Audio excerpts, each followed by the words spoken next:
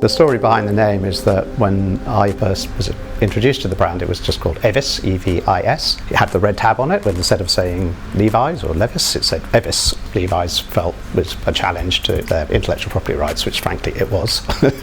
Well, clearly there's a cultural movement bringing Evisu back, and I mean, it's the second time I signed a distribution agreement with Evisu in 20 years, which is quite amazing. We can thank Evisu if tomorrow exists.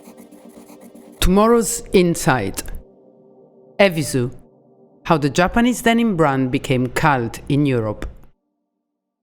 In 1994, Peter Caplowe, founder of The Hub, went to a small studio in Osaka, Japan, to meet Hidehiko Yamane, the founder of legendary denim brand Evisu. There were talks and drinks and more talks, but in the end Caplowe managed to obtain the distribution rights for the brand outside of Japan that turned into a global license agreement in the late 90s to design and produce in Europe. Caplowe, by combining his management skills with a talent scouting attitude and a strong vision, was able to drive the Evisu business outside of Japan from $0 to $100 million.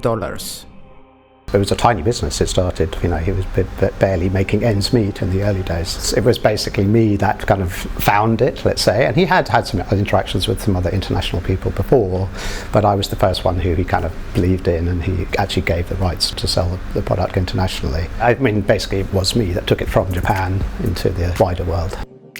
The story behind the name is that when I first was introduced to the brand, it was just called Evis, E-V-I-S. It had the red tab on it, but instead of saying Levi's or Levis, it said Evis with a capital E. And the true backstory to the logo is that it's based on a pair of jeans which Yamane-san actually has, and he's shown to me once. He took them out of the safe in his house and showed them to me once, which is an original pair of Levi's from the Second World War, when Levi's weren't allowed to use stitching on the back pocket because it was wartime austerity and it was seen as a waste of thread to stitch a logo on a pocket.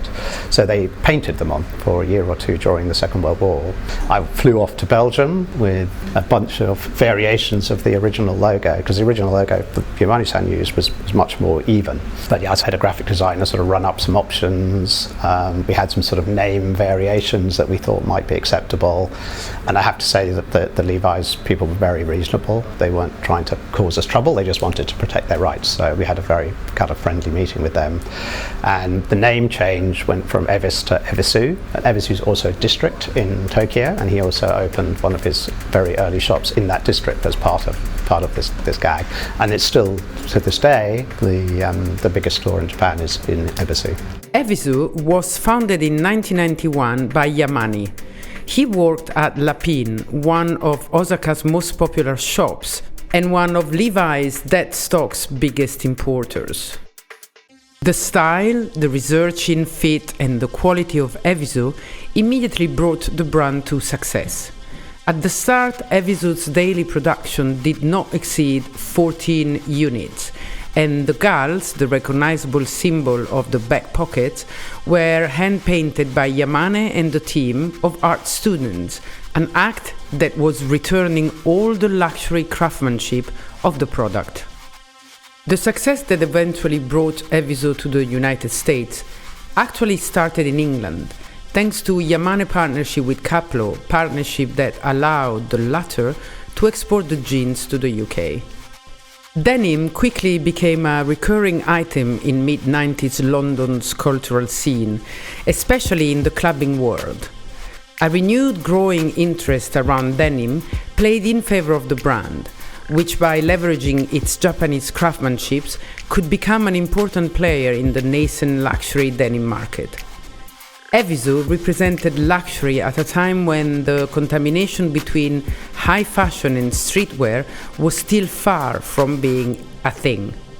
At the time, it was so unique, and there was really nothing like it around. Now, there are quite a lot of other brands people know about that have done similar things, but it was a completely pleasingly shocking experience to go and see him. I was quite experienced in the fashion business already, and I'd never seen anything like this situation. I believe that he was the original founder of, let's call it, luxury denim or specialist denim for what he calls maniacs, denim maniacs. So he had a real deep knowledge of the history of vintage denim, and then the big breakthrough for him is that he found someone who's actually selling one of the looms that makes selvage denim.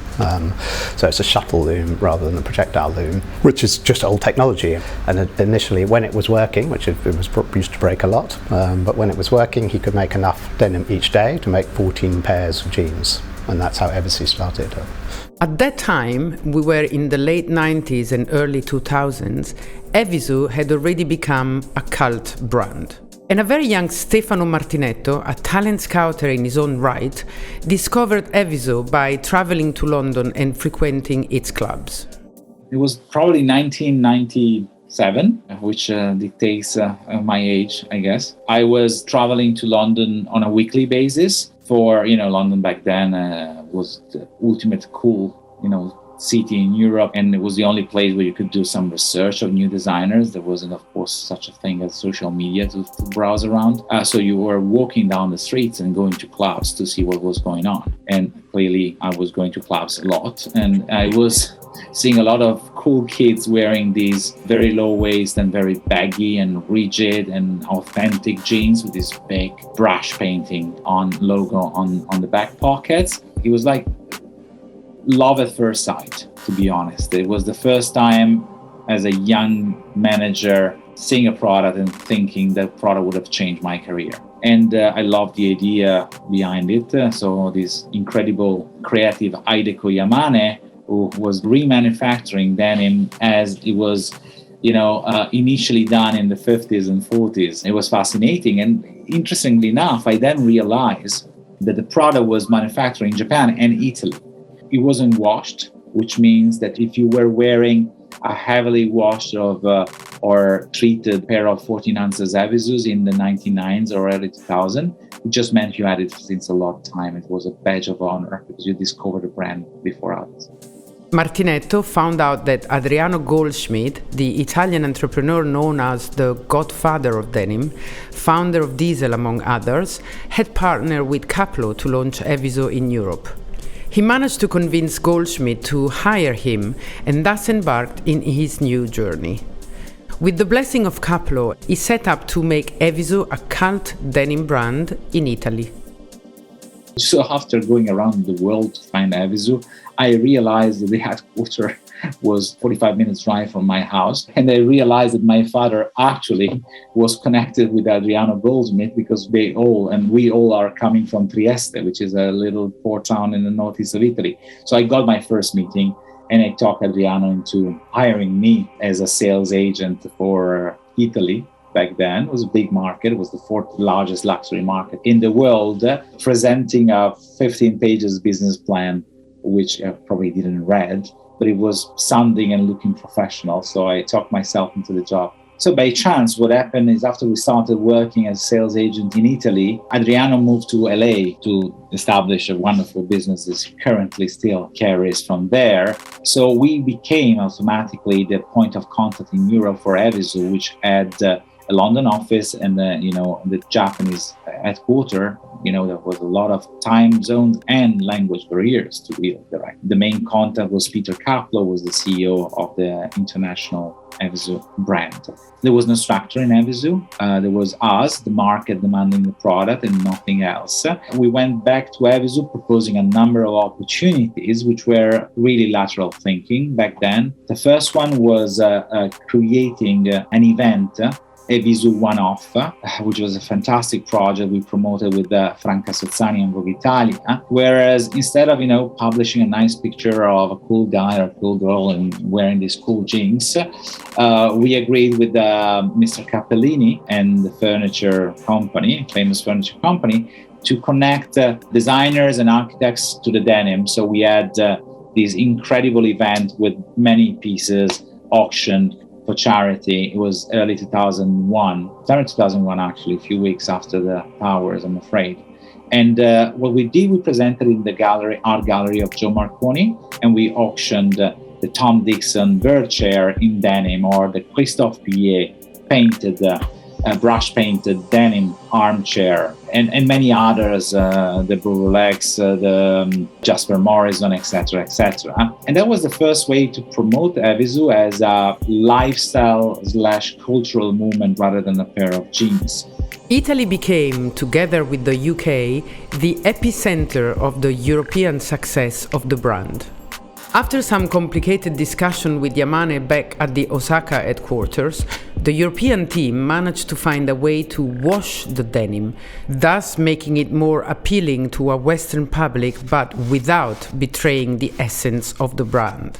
The moment of change was when we decided, we noticed that customers were taking their own Evisus to washing machines and wash the jeans themselves. We decided it was the time to convince Hideko Yamane to allow us to do washings. It took like a good year because obviously part of the cool factor of Evisu is being done exactly as, you have these round-shaped legs and dark blue selvage denim. The way we convinced Hideko was presenting him to Martelli, who was a famous laundry in the northeast of Italy, and we drafted an exclusive deal with Martelli where essentially the experiment of their washing studio, which is essentially the samples they then sell to larger companies like Diesel, Replay, or Lee or Wrangler back then, was exclusive to Evisu for a year. We created a new line, Evisu European Edition, or Triple E, hired a very strong design team in Italy,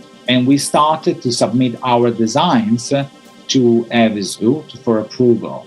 And after an initial rigidity, we probably got better or gained some trust. And all of a sudden, we could produce a new collection locally on behalf of Evisu with wash denim and jerseys and shirts, etc., etc.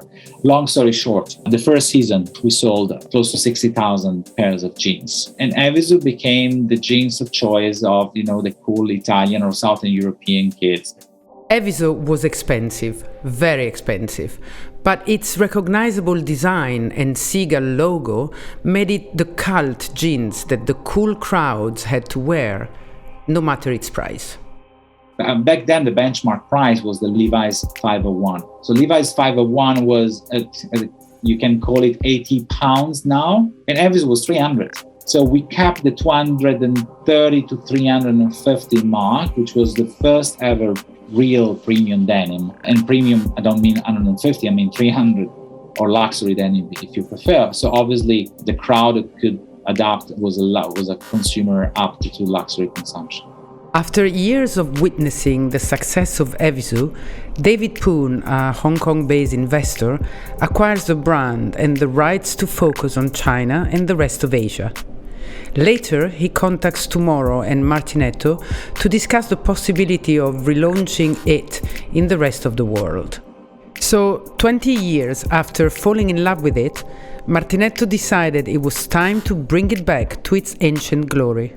Well, clearly, there's a cultural movement bringing Evisu back, and it's the second time I signed a distribution agreement with Evisu in 20 years, which is quite amazing, to be honest. And I didn't think I would have done it ever, but it's the first love, and you'll never forget it. And I'm so deeply, my career and my learning curve is so deeply connected to the Evisu trajectory. I'm 47, not 27 anymore, but I still have the same love for the brand, and I think we are on the verge of a huge success again.